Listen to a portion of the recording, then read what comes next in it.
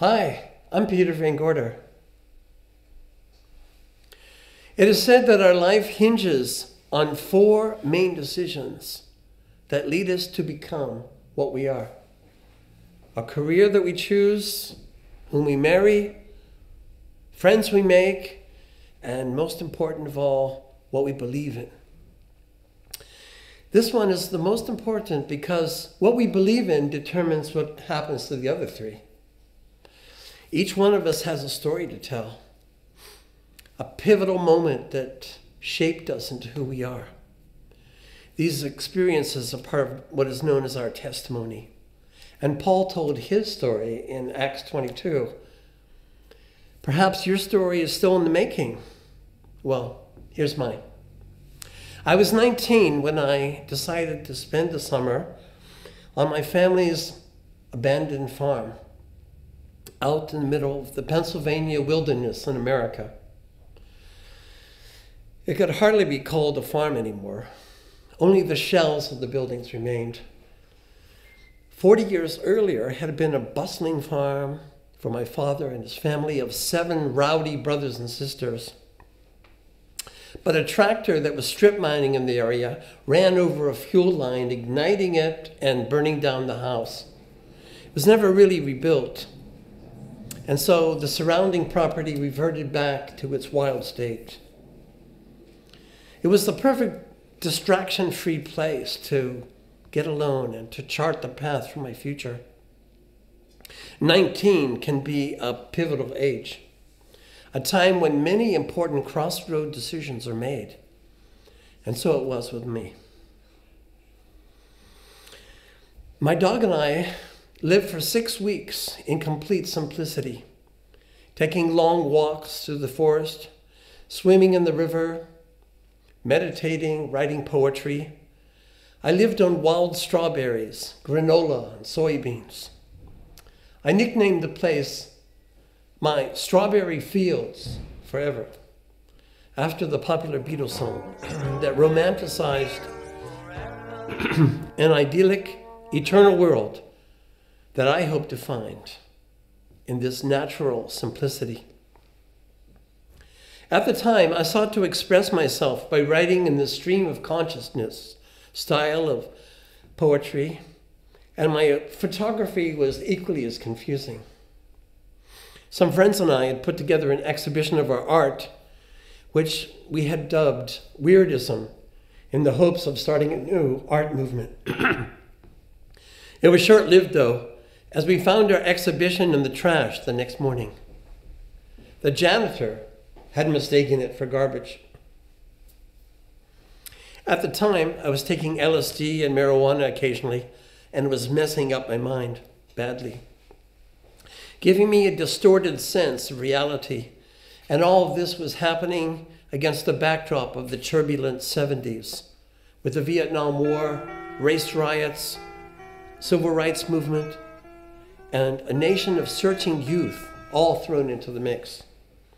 I longed to find a simple life, to reconnect with nature, and to find my spiritual roots.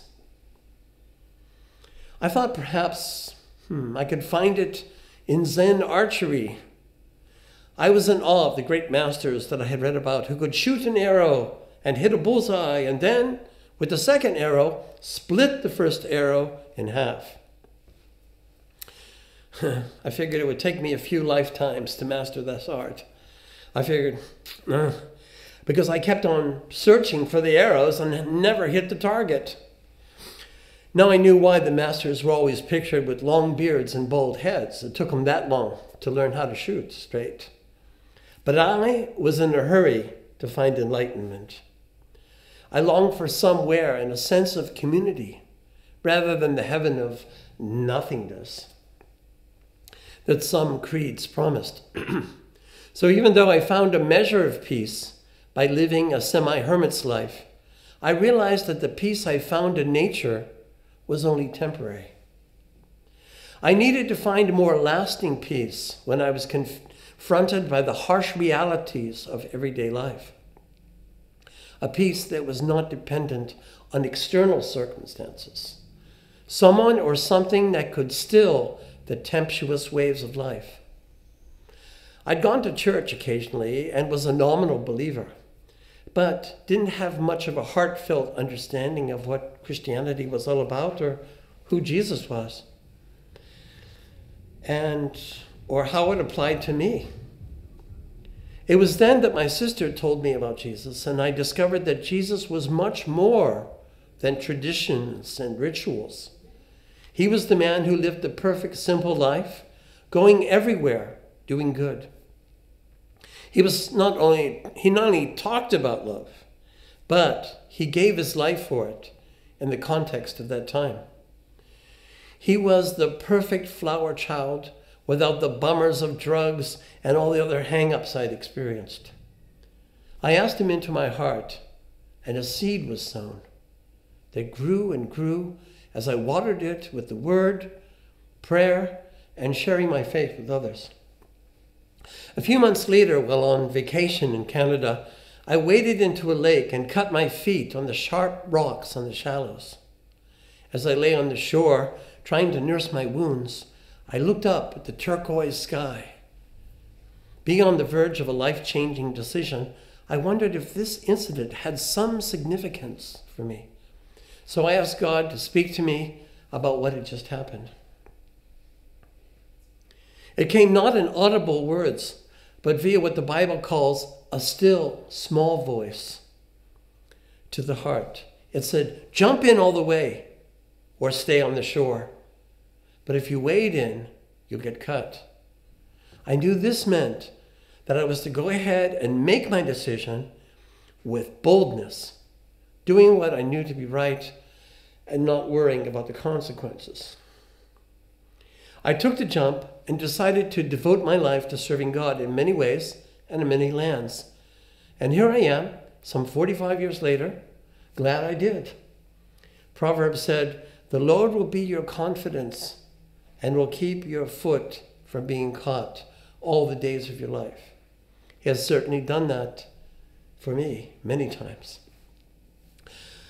It was in Jesus that I found the peace of mind that I was looking for, not in running away from the world, but being in the world, yet not fully of the world. Sure, we sometimes need quiet and to get away from it all. Even Jesus had to leave the multitudes to get alone and talk with his Father. But we shouldn't forget that there is a world out there in need of that peace that we have received from him.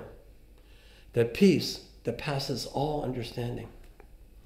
Looking back on the crossroads decisions, I can say, I have no regrets. Jesus is the truth, the way, and the life. He has led me to green pastures beside still, clear mountain waters. And I'd just like to end with an invitation to you from the book of Revelation. And the Spirit and the bride say, come. And let him that hears say, come. And let him that hears say, come. Then him there's a thirst, come. Whoever will, let him take the water of life freely. So who is Jesus? He is the bread that came down from heaven. He is the true vine, and we are his fruit.